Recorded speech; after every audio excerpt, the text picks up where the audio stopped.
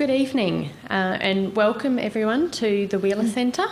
My name's Jo Case and I'm the senior writer and editor here, and I'm absolutely delighted to have with us this evening Katherine Boo, author of this marvellous book, Behind the Beautiful Forevers. In a moment I'll introduce Katherine and then we're going to have a chat about the book, and she's going to give us a tiny little taste of it, and at the end there'll be time for your questions. And before I launch into introducing Katherine, if I could just remind you all to make sure your mobile phones are turned off or on silent, as I'm sure they all are. Katherine is a staff writer at The New Yorker and a former reporter and editor for The Washington Post. Over the years, her reporting from disadvantaged communities has been awarded a Pulitzer Prize, a MacArthur Genius Grant, and a National Magazine Award for feature writing. For the last decade, she has divided her time between the United States and India, the birthplace of her husband. Behind the Beautiful Forevers is Katherine's first book. She researched it for over 3 years from the Mumbai slum of Annawadi, on the outskirts of the Mumbai airport. The book mainly focuses on 3 families to tell the real story of India's poor: how they live, how they put food on the table, and how their lives are affected by global change and the new India. This is already being hailed as a contemporary classic of immersion journalism and the best book about India in decades. Katherine has been compared, and here I'm going to embarrass her, but I'm sorry, to Dickens and Dante, Capote and Orwell, and her many fans include Anna Funder, David Sedaris, Barbara Ehrenreich. I could go on. Intelligent, moving and beautifully characterised, this is a book that starkly shows how the personal and the political are intertwined and what that means for ordinary lives. I'm going to quote you here, Katherine. Very little journalism is world-changing, Katherine has said, but if change is to happen, it will be because people with power have a better sense of what's happening to people who have none. And I think that Katherine does that beautifully in this book. Please join me in welcoming Katherine here tonight. Thank you, Jen. Thank you guys for coming. Katherine. Ciao.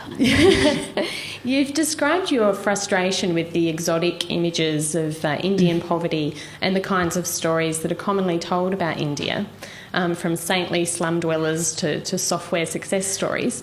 What were you hoping to do differently with your book?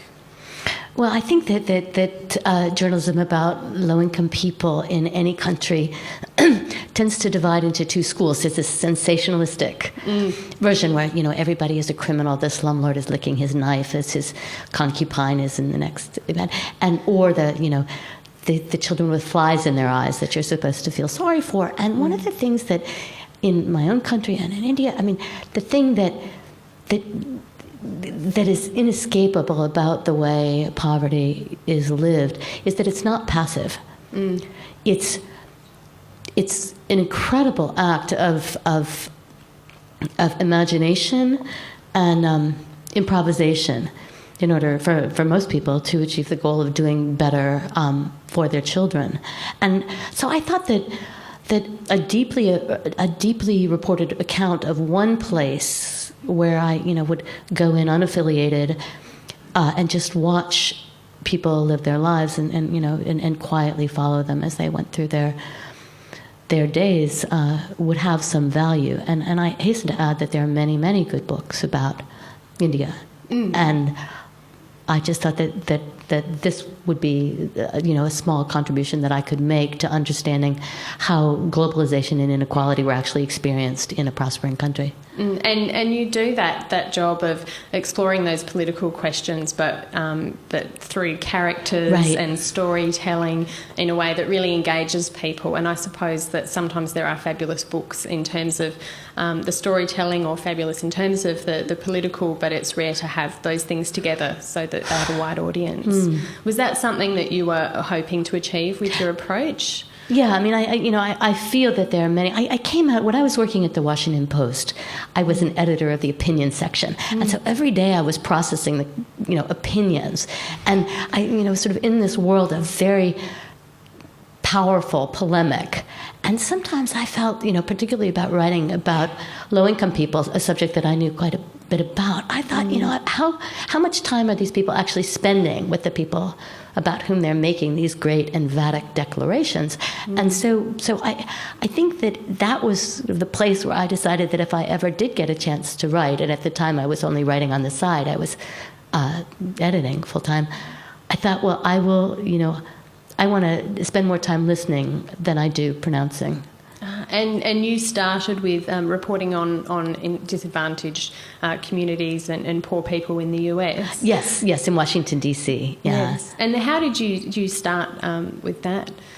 Well, I think that growing up, my mother had her own experience of acute poverty and her own experience of how that changed the expectations for people. And my mother is an incredibly smart, brave, cool woman. And, so I learned from her struggles, something about the nature of inequality and the difficulty of becoming who you are in a society when you were born poor. And I always feel about bootstrapping that your bootstraps work better when you're born with a little money.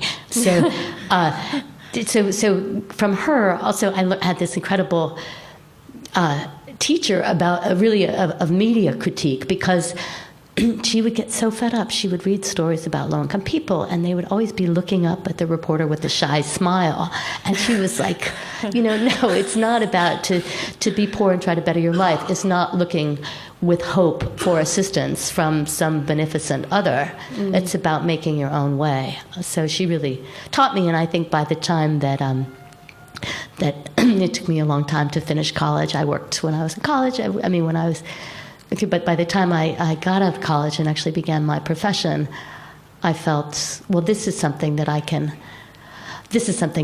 write about, and the hope was not just to write about, is to combine spending time with low-income people and listening to them, but also to use investigative techniques to bring forth how often sometimes the aid that is promised in the capital doesn't actually reach the people at the poor side of the street. Yes, and that's one of the really fascinating things I think about your work. Both I've read some of your work in the New Yorker reporting on poor people in the US, but also in this book is the way that you look at how public policies affect ordinary people on that everyday level. So yeah, and I think that information about how because you can have the most enlightened policy in the center and really well thought policy, but if you don't pay attention to how it actually connects to people in poverty, what happens in the implementation, then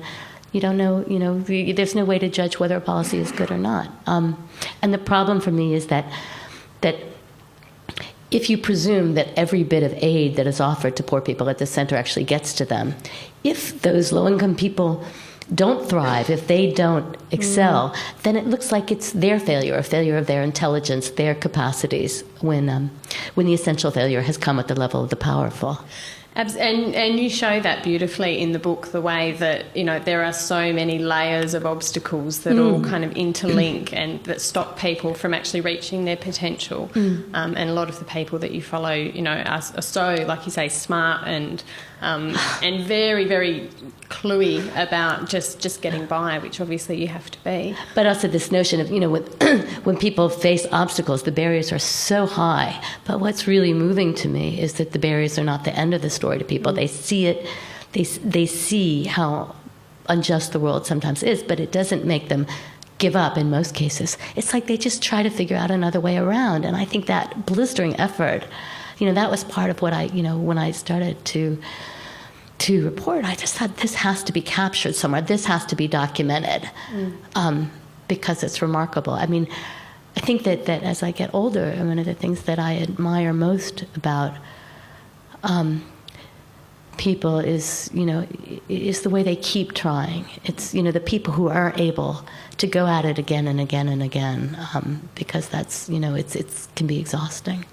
Well, and the way that they make use of the resources they have. Yeah. I mean, one of the families that you focus on, the Key family, Abdul, the garbage picker, and his family, the fact that they are actually saving for a piece of land. They put a deposit on a piece of land, and, they're making their success through garbage. Right, I mean, through it's empty beer bottles and used tampon applicators and Absolutely. broken shoelaces. And and one of the interesting things about this new globalized economy is that when I first came there in November 2007 and through the first part of the year, all of a sudden this incredibly stigmatized work of collecting garbage and buying and selling it to recyclers had become more profitable because of the Beijing Olympics. Because there's all this construction in advance of the Beijing Olympics had sent the price of waste to an all-time high. So many of these people, when I first came there, were experiencing the most affluence that they'd ever known in their lives. And in fact, they'd crossed the poverty line according to the Indian government benchmarks. And then 10 months later, when banks started to fail in the West, the bottom fell out of their world again. Yeah, it's amazing the way that you paint the picture of how globalism affects these people and their lives. Right. And one of the things I thought was really interesting was the fact that you was picking Annawadi, which was founded in 1991, at the same time that the central Indian government embraced economic liberalisation, and is right on the edge of the airport and luxury hotels. Right. And did you have that in mind when you were picking that as your place to focus on? No, it was just one of those happy accidents that came in, and it's hard work and sometimes in Islam area to establish history, in part because people aren't referring to 1991 like that. Many of the people in Islam didn't know how old they were. It's just not, your age and dates are just not important when you're fighting, as many people were, to really, in the early years, really to not to starve. So it was sort of hard work to burrow down and get the memories of the founders of Islam, and to figure out that it was founded in 1991 was just a coincidence. So I'd like to say that, but in my narrative that it was all plotted out, and that's why I came to Annawadi, but that's just not the case. Yeah. Oh, well, that's a very happy accident then. Although I guess you did say that one of the things that attracted you to Annawadi as a place to focus on was that sense of hope that was there, and opportunity, and I suppose maybe that was linked to the links to globalisation. Yeah, I mean, at that time, I mean, the time that I came in 2008, it was the optimism there was real. It was palpable. It was built in many cases on garbage, on day labor and construction sites, because the airport area was transforming. And Murchi Hussain, who is a kid I'm very fond of, said one day in an argument with his mother, he said, "Watch me, I'll have a bathroom as big as this hut." And many people had such, they knew enough about the contours of the wealthier city that they knew, they had a very concrete sense of what it was that they wanted. And Annawadi it doesn't have any indoor plumbing, so this was, a real dream of, just the privacy to go to the bathroom. But many people really thought that they could break the barrier between the slum world and the rich world. And it wasn't that they really thought someday I'm going to be staying in a $800 hotel suite, but they thought at least I can get to the middle class. It's that kind of that thing of going up to the next generation. Right, and then who knows what your child might be able to do. Yeah. And, somebody said, I was watching this video, I use videotape when I report, and, I was watching a video recently from early on in my reporting, and I said to somebody, well, so who here has made it out to somewhere better? It was actually Abdul's father. It was a man named Karim Hussain. And he said, well, and he thought a bit, and then he said, well, nobody, but somebody is going to very soon. So That's great. Yeah. Well, and there is that real sense of hope that somebody will, especially through the family, one of the other families you follow, Asha, who's the first female slumlord, Right. and then her daughter, who is set to become the first female college graduate. Yeah. I mean, that's if anyone can, you feel like they are the And ones. Asha herself comes from the Vidarbha region of Maharashtra, which some of you will know is become an international shorthand for rural poverty, in part because of the number of suicides among farmers who just can't get out of debt, and it's difficult land. And when I went back to visit her family home, and saw, her own great-grandmother and other people who walked on all fours because of a lifetime of agricultural labor. You see, it reminded me even more viscerally that what I saw in Mumbai was, the sense that people had that they were in the right place and they were in a place where they really did have a chance was powerful because to their relatives back home, they were flourishing in what to an international observer might look like a very difficult situation. Yeah, and it was a great contrast, I think, going back to that region, because you really did feel, I think, for afterwards, as you're reading the book, you do have that image in your head. Like, it's just a great, terrible image of, her grandmother walking on all fours because of the labour. And, you do feel like, well, this is better. Yeah, and when Manju, who's the young woman who is in college, is there, she's like this firework in the village. It's like, it's celebrity. It's, and everybody's watching her and nobody knows what to make about her. But what's interesting about that is that her mother is also concerned, well, what if she gets too educated? Because then what man will want her if she's too independent, if she's too modern?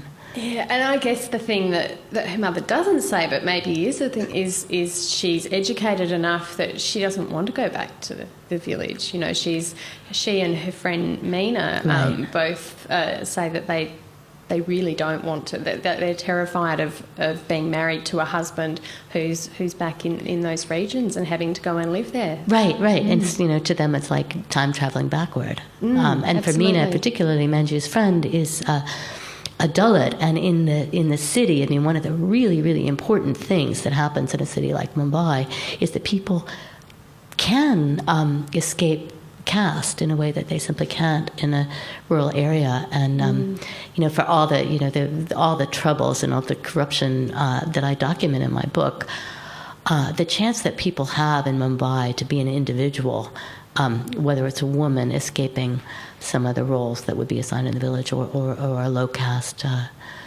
person, that's a very powerful freedom that people experience, and it's for young people, that's a terrible thing. The prospect of giving that up is a terrible thing.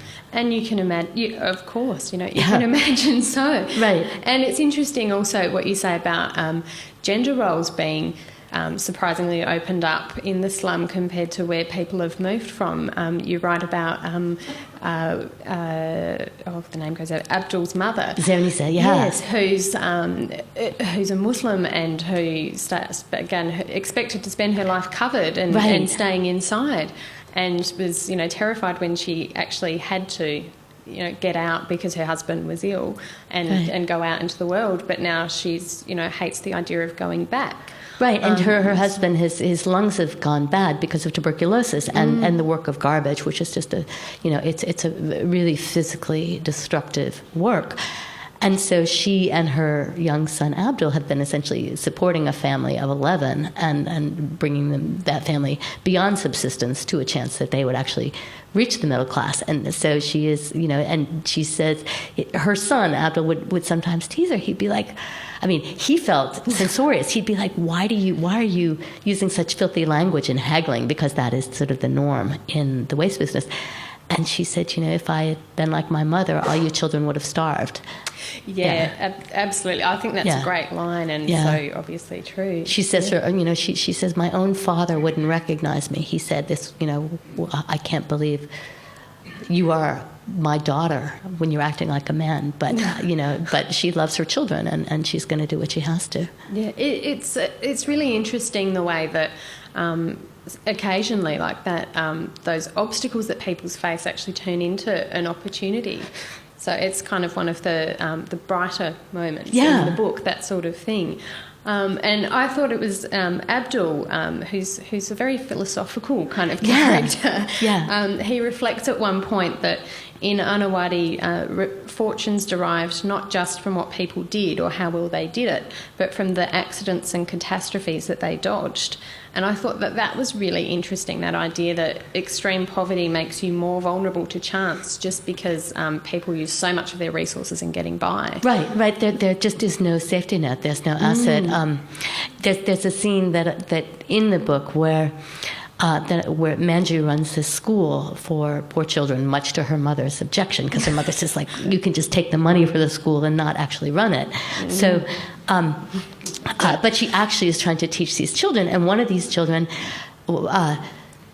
came in one day covered with blood, and he'd been hit by a car.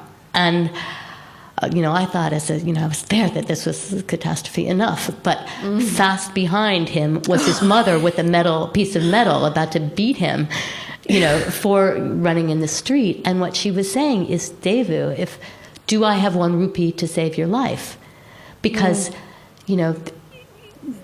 if an injury of a child devastates the whole family, because there's no effective health system for the poor in Mumbai, and so that's his accident isn't just an accident in itself. It's the bottom opening up on the prospects of the entire family. Absolutely, there's just no safety net. If people have to come into contact with public institutions, they invariably fail them, don't they? Yeah, and badly. That's and one of the things that I try to show in the book is I talk. There's this horrible moment, this horrible morning where a scavenger gets hit by a car, and it's 6 o'clock in the morning. He's lying bleeding in the road, and he's asking for help, and thousands of people pass by him, and nobody brings help. And by 2 in the afternoon, somebody's calling the police to remove a corpse. And if you tell a scene like that, if you just don't understand the context of that, it seems so easy to say, what heartless, horrible people. But if you understand the way the world looks to people of Annawadi, that to go into the police station and lodge a complaint is to risk yourself being arrested for, is to risk your own liberty and the well-being of your family in a deeply, deeply corrupt and arbitrary public justice system, then it begins to make clear what, the ways in which corruption sabotages people's capacity for moral action. And I think that's one of the subtler tragedies that you see in a place like Annawadi. Oh, absolutely. And I read that you actually had a time when you had an encounter with the police while you were researching the book. Yeah. Can you tell us a bit about that? There was a time, there's a death that I describe in the book of a young and a special and cool kid.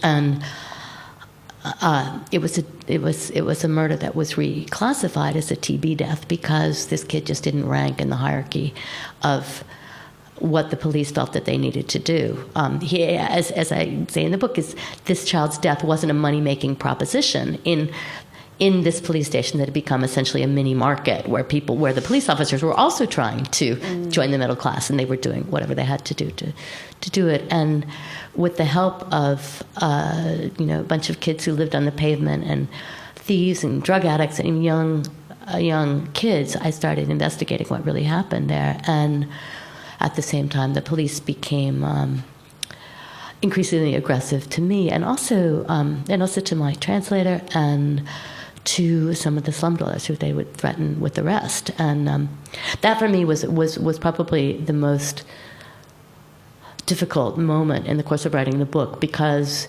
it wasn't just I was intent on investigating, but I also felt that I was risking the well-being of other people, and that was a very difficult decision. Do I back off or do I go forward? But my amazing translator Untitled Chapter and the children who lived on the road also believed that it was a really important thing to investigate. And, they were the courage of some of the people who helped me in the course of the reporting is staggering and humbling. And that was one particular instance where they felt that the death of this child deserved to be told, and they continued. They were not cowed.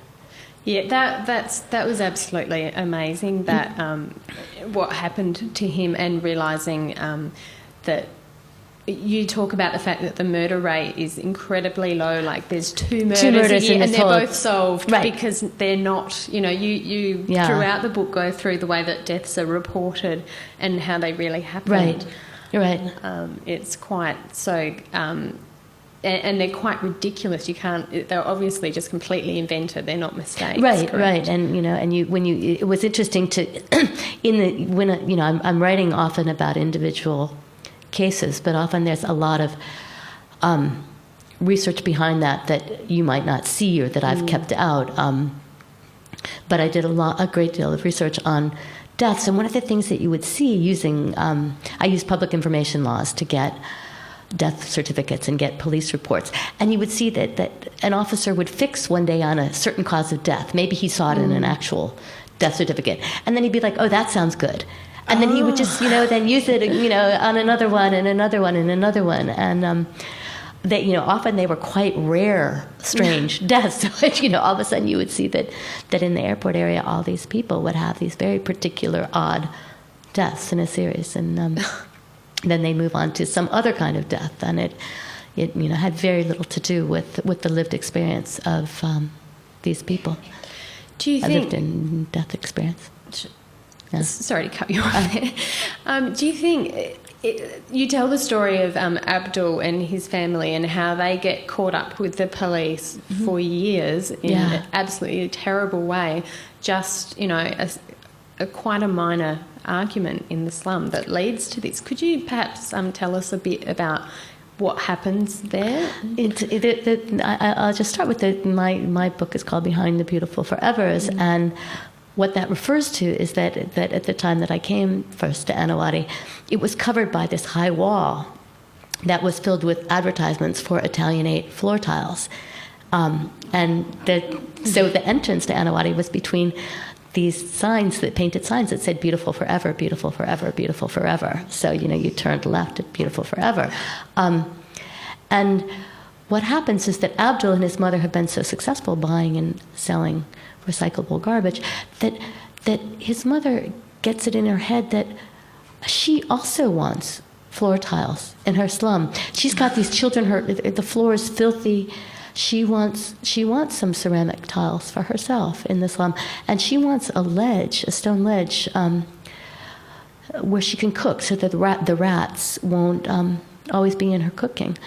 And so it's her aspiration to have a more salubrious life for her children in the hut that inspires the envy of a neighbor who is a disabled mother of two, who everyone calls the one leg. And when they're putting up the ledge, the one leg, Fatima, who's on the other side of the wall, the shared wall, the wall begins to crumble and they have a fight. And Fatima then sets herself on fire, sees her own body as the only weapon that she has, sets herself on fire and accuses Abdul and his family of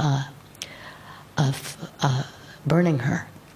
And so the family, this Abdul and his elder sister and their father end up in the criminal justice system and the prison system, while Fatima herself ends up in the appalling public hospital. So it's two journeys out of the slum into these public institutions that were just absolutely harrowing. And the way that you describe, for instance, in the prison, the way that guilt and innocence and, solving a case is about making money off of it. It's all about being bought and traded and power plays, and nothing at all to do with what happened is quite appalling. Yeah, and when Abdul and his father are brought into the prison system, into the police station, word gets out that they've made a little money buying and selling garbage, and then it's like, so how much we can get from this family, so that they can be innocent. And that was when where Abdul said that he understood that guilt and innocence could be bought, as he said, like a kilo of polyurethane bags. And you say in the book that economic envy is the new resentment, that it's kind of taken over from those kind of caste prejudices and gender prejudices and things like that. Which is a function of hope. I mean, because as Abdul's mother says, if she says, if when we were all equally miserable, competition didn't get out of hand. So which would you rather have? A situation where nobody had hope and everybody was nicer to each other, or a situation where you do have a chance to make it out. And if you ask the people of Annawadi, there's no question they would rather have the competition and the hope. Do you think that international recognition of the kind of corruption that happens in the system in India and Mumbai, was that something that you were trying to do with the book, to attract more attention to that? It seems to me that corruption is just such one of the central issues of the problems in the book. And I think one of the things that I felt was that there was a lot of attention on high level corruption. In these very big cases that outraged the middle class. But what I was trying also to show is how corruption just squanders the potential of people in the slums. I mean, there's this one kid, Adarsh, who I saw last week, and he's this amazing kid. He lives in the slum line. His family has very little. His father is disabled, and he's been able to pick up 5 languages just in his slum lane because people come from all over India. He's, and he goes to the government school, which is just a disgrace. There's absolutely no chance for a kid like that to get an education, to go to college. He's so bright. And, repeat that by hundreds, by thousands, by tens of thousands. And when you're spending time with those kids, it's very hard not to get deeply distressed by the fact that in Delhi, in the center, there's an enormous amount of money that's going nominally to educate some of the poorest kids in the country, and it's just not getting to them. And so I thought, well, at least if you can document in this one place what's not happening, then maybe there'll be a little more of conversation about accountability and implementation of these reforms, because otherwise what's the point of these reforms if they only serve to circulate money among a political elite? Oh, absolutely. And I think that when... Sorry, I've completely lost track of my thought there. I'll move on to asking you something else and it may come back to me. You spent 4 years researching this book, ending up with scores of tapes and 6,000 hours of film. And I just wondered, how did you decide what you would put in the book and what you would leave out and what characters you would focus on? It seems... It's an absolute private nightmare. And, you try to... One of the things that I wanted to do... I think that an editor, people aren't buying books these days, and so there's the desire, tell the simple story, tell one simple story, and then everybody can, make it a little easier on the reader. But I was determined to show the diversity in a slum, because I think there's so much that in a slum there's the kid who is barefoot and collecting garbage, but there's also Manju who was poised to become the first female college graduate. And there were people like Abdul who were entrepreneurs of garbage, and there were people like Asha, the aspiring slumlord, who were using politics and corruption as a means out of poverty. So, I worked really, really hard to create these different narrative threads, and hopefully engage, trying to ease the reader into an engagement with more than one character, and with each person in their complexity. I never know how well I did that, but I worked really hard to try to keep those balls in the air and to find a way to begin that would lead you into the story and keep you going. I had an old editor Charlie Peters, and he had this thing. He always said he would underline something, and he'd say in a draft of a piece I turn in, and he'd say, "Well, that's a get a beer line." And he said, because somebody's just going to read that and be like, okay, now I can take a break and get a beer, and they're never going to go back. If you're writing about poverty and disadvantage and things that are sometimes difficult to read, it's like people are looking for a reason not to read it. And so this question of keeping the pace and momentum and engagement is a really crucial one for me, because I know, like, even if you gave me this book 10 years ago, before I really, was deeply involved in India, I would be like, I really should read that. But I don't,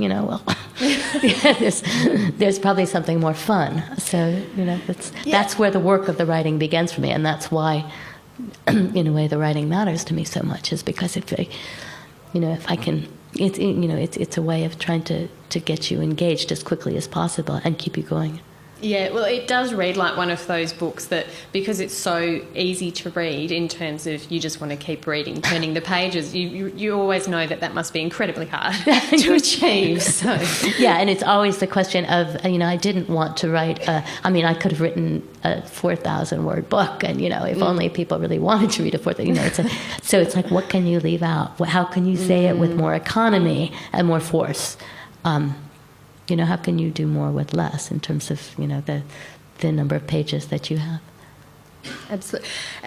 I think, to me, in a moment, I'm going to ask you to read a little bit from the book, but one of the questions I really wanted to ask you, I'll ask first, which was, to me, one of the more curiously poignant moments among many in the book is when Abdul decides that he'd like an iPod, a machine to drown out your neighbours. Yeah. And that idea that he didn't want it for his entertainment value, but just to secure a bit of peace. Right, a little bit of privacy. I know, it was so stunning to me when he said that, but it's, a little bit of privacy in a place where that is a scarce commodity. And you can imagine, a family of 11 in a one-room hut.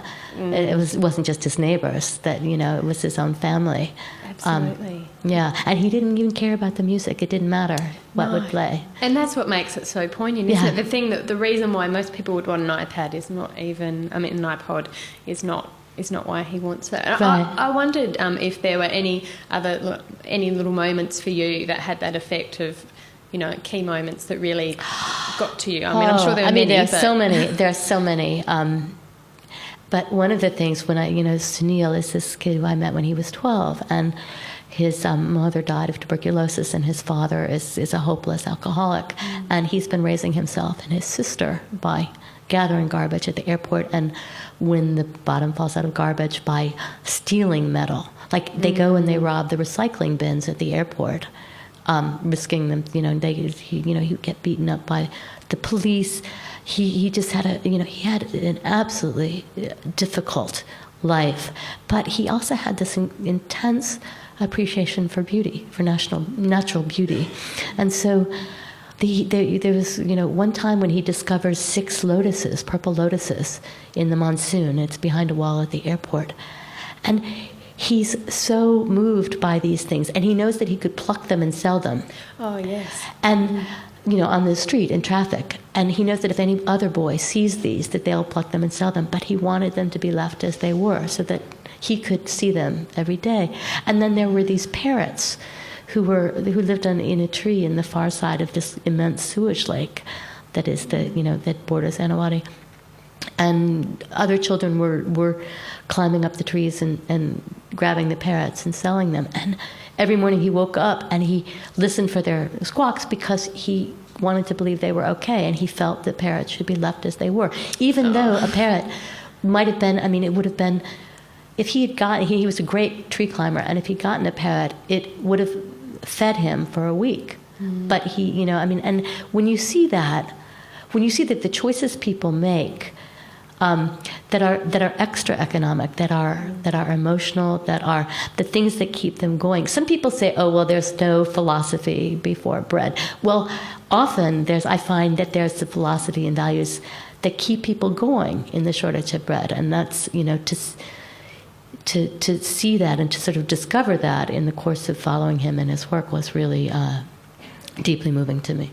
Yeah. And I haven't, so many other stories like that, but that one is one of the ones that I tell in the book. Oh, thank you. Yeah, that's that is a beautiful moment, or I don't know if beautiful is the word.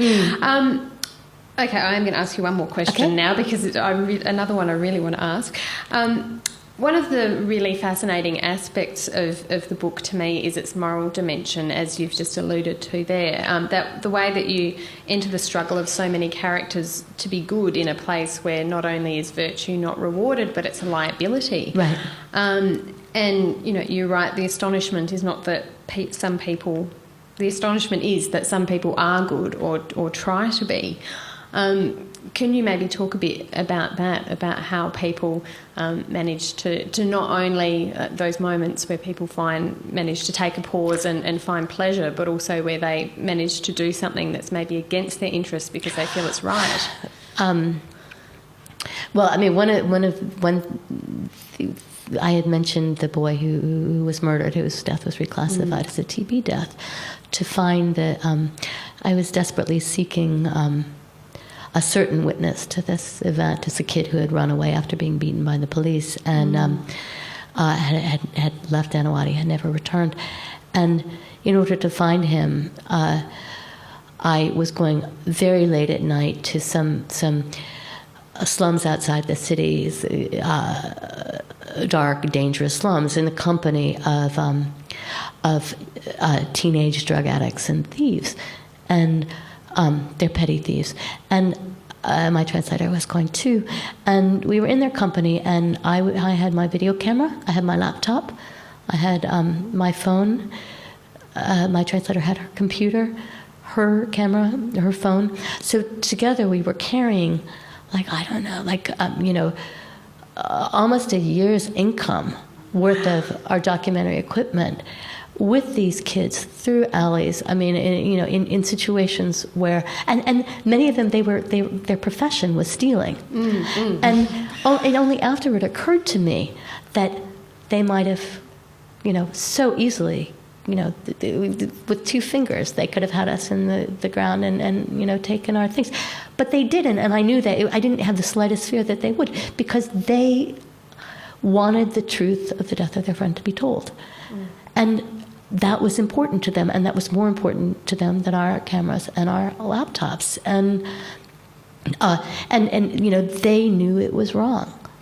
So they were going to, take, and these are, these they were, instead of working, instead of doing what they did for a living, they were helping this strange white woman who was, to find us. And it was, and experiences like that remind me of how fundamental a sense of justice is in, in the most unexpected places. And they feel now, even, that they are glad that their friend is in a book, and that other people are reading about their friend. Whatever happens, I don't know what good ultimately comes of these things, but they feel at least there's a chance that, that the next kid who dies, his death might be taken more seriously, or better yet, that people would pay attention to these kids before they died. So, that's one of the moments that really stands out for me, those nights in some pretty bad places. That is quite amazing. Yeah, and I think, well, what would I do if I was one of those kids? Exactly. And here's this, these small, wimpy women, and their electronic gear, Well, it's one of those things you hope that you would behave as they did, but can you really? You just couldn't know until you were there. No, I'm not sure what I would have done. No, me neither, sadly. Yeah. I am going to ask you to read a little bit now, and then after that we'll take your questions. Okay. I'm just going to read a bit about Asha, who is the woman who's trying to break the gender barrier and become Annawadi's first female slumlord. Asha had by now seen past the obvious truth that Mumbai was a hive of hope and ambition to a profitable corollary. Mumbai was a place of festering grievance and ambient envy. Was there a soul in this enriching, unequal city who didn't blame his dissatisfaction on someone else? Wealthy citizens accused the slum dwellers of making the city filthy and unlivable, even as an oversupply of human capital kept the wages of their maids and chauffeurs low. Slum dwellers complained about the obstacles the rich erected to prevent them from sharing in new profit. Everyone, everywhere, complained about their neighbors. But in the 21st century city, fewer people joined up to take their disputes to the streets. As group identities based on caste, ethnicity, and religion gradually attenuated, anger and hope were being privatized, like so much else in Mumbai. This development increased the demand for canny mediators, human shock absorbers for the colliding, narrowly construed interests of one of the world's largest cities. Guilt of the sort that had overcome the last slumlord was an impediment to effective work in the city's back channels, and Asha considered it a luxury emotion. Corruption, it's all corruption, she told her children, fluttering her hands like two birds taking flight. Thank you, Katherine. Thank you.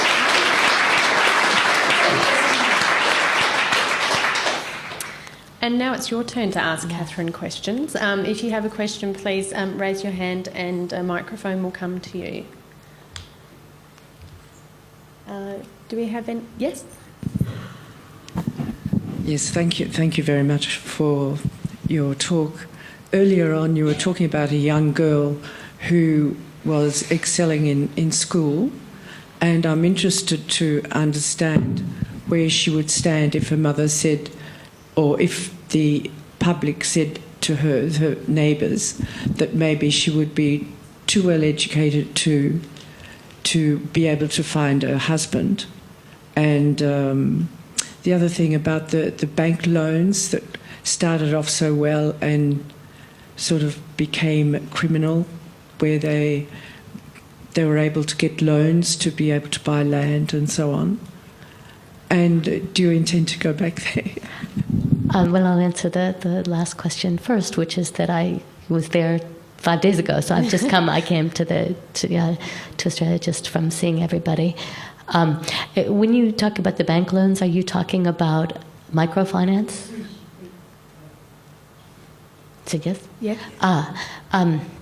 Well, I mean, that was one of the more interesting things that I learned through the course of my observation is at the time that I started reporting, many people were talking about micro-lending and microfinance as, as a really crucial instrument for people without assets. And what I saw on the ground in Annawadi, and again saw elsewhere, although I only wrote about it in terms of Annawadi, is what had happened is that some of the most powerful people in the slum, women, including Asha, the woman I've just talked to you about, would pool their money, but instead of loaning the money at low interest to each other, they would loan the money at very high interest to some of the poorest people in the slum. So they would actually increase their own wealth at the expense of truly needy people. So that they felt that the microfinance solution was too incremental for them, and they wanted to make money faster. So, at a certain point in the book, I don't know what chapter it is, chapter 11, I think it is, Asha is wearing this serious gold necklace, and it's, she and the other women in her microfinance group have earned these necklaces by exploiting their neighbors. So this doesn't mean, I emphasize, that there is no role for microfinance or microlending in effective anti-poverty strategies. There absolutely is, but it means, again, that how these ideas are implemented matters, and that if you take seriously a policy, that it's meant to better the lives of people, you can't just take it seriously as a piece of intellection. You have to really look at how it works on the ground, and there has to be some kind of feedback loop and some kind of accountability. Otherwise, it's all for nothing. Thank you. Do we have... yes, we've got another one. Oh, yeah. Oh, Katherine, hi. Hi. I'm imagining there were occasions where, for a few thousand rupees, you could have prevented something really dreadful from occurring. Right. Did you ever do that? And if so, why? And if not, why not? It's one of the first things that I talk about to people when I go into a place like Annawadi, and I explain that I have a choice, that I can either document their their lives and tell people about it and hopefully affect more lives than theirs. Or I can, to help by giving out money according to the ethics of my profession and the New Yorker and the Washington Post and the other places that I've worked, to when I bring you a story, when you read this book, what's happened here, the stories that are told here have not been paid for. And they've not been, one of the problems is if you introduce money to, if you start to say, okay, I'm going to pay for the story, then people start to wonder, well, what stories are you looking for? And what, let me tell the story that is closest to, that will bring me the most amount of money. So I explained to people early on that I would be observing and not, and not giving out money. And people understood that. And even boys when new people would come to the slum, and say, oh, here's this woman, is she going to give us money? The kids would explain, no, she can't do that. She's writing about us, so, she's, she's not a charitable agency. I think that takes, obviously, an enormous, it's difficult for them, it's difficult for me, but part of the way that I deal with it just emotionally is when I am looking at acute needs in a place like Annawadi, for instance, in this absolute catastrophe of public health, then I direct my own personal charitable giving to agencies that I feel are doing really important work in that area, and try to that's sort of the way that I try to live in what is definitely a very strange and morally ambiguous area. And I know several people who do this kind of work, and none of us really feels good about it. But also, I think the other way is not tenable. If I had gone into Annawadi distributing cash, I would have had to write a book that was about my own good works in Annawadi, and I don't think that really helps anybody. It's a very different book then, isn't it? Yeah. So, yeah. Yeah. Yeah, I think that book would, that would, would have been a nice little advertisement for myself and my own, presumptive virtue, but it doesn't really get to the root of anything. No, and even if you did manage to write about the things you've written about in that context, it wouldn't be received the same way if that was how you'd done it. So, but yeah, even people like Murchi and Abdul and Kehkashan Hussein, when people have gone, after the book is published, reporters had gone into Annawadi and they were like, well, is this really real? And is this, these people exist? And asking them questions. And they understand that by telling their stories and risking a considerable amount, including retaliation from public authorities, that it's not just for their stories to be known, it's because this is the reality of many, many people. And they understand that it's not just really, when you, this is not, to me, even though this slum is not representative in any kind of classical way, it's I think it's, as Murchi Hussein said to a reporter, he said, yeah, this is the story of Annawadi, and you go to the next slum over and it's exactly the same story, and you go to the next slum after that and it's the same. Oh, I guess because the conditions and the policies and are the same. Yeah, so yeah. There's small differences, but fundamentally, what people are experiencing in Annawadi is not an isolated thing. Do we have? I'm sure we do. Yes. Next. Thanks. Hi, Katherine. Thank you. I've almost finished your book and loving it. Is it selling in Mumbai? And if so, what's the reaction of the powers that be? In India. It is selling, and it, on the strength of reviews that were much better than I anticipated. I think that there was sort of this this notion that an outsider would write this and there would be a real backlash. But I think the reviews have understood have I think understood why I did this book and have been really surprisingly good, with one or two exceptions. But in terms of the reaction of the authorities, it's hard to know. What I can say is that there have been reactions, there have been good reactions in Delhi, in the center government, and a feeling that this book is important and helps them to understand what's really going on. There's been no official reaction, for instance, from the Mumbai police. So I don't really, I wish I knew, but I don't. I guess in some ways, no reaction from the Mumbai police is a good thing. That's right? exactly right. I had my heart in my mouth for some months, and even talking about it now, it makes me afraid. But nor have the slum dwellers had retaliation. What does it make you afraid of? Well, I was afraid of policemen, whose corruption.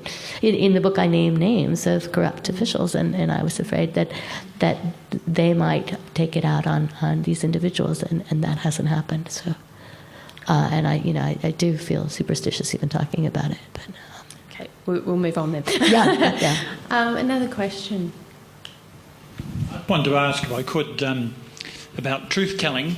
There has been the shocking event overnight of the sacking of your colleague at the New Yorker for inventing the quotes in the book on Bob Dylan. And this follows on a series, doesn't it, from the guy at Vanity Fair, the woman at the Wash Post, back to the fellow at the New York Times. The public take Mike on Davies. trust, don't they? Yeah, all these Mike guys. Davies. The public take it all on trust. And as someone who teaches in this area, I'm really interested in knowing your feelings about how this trust can be maintained. I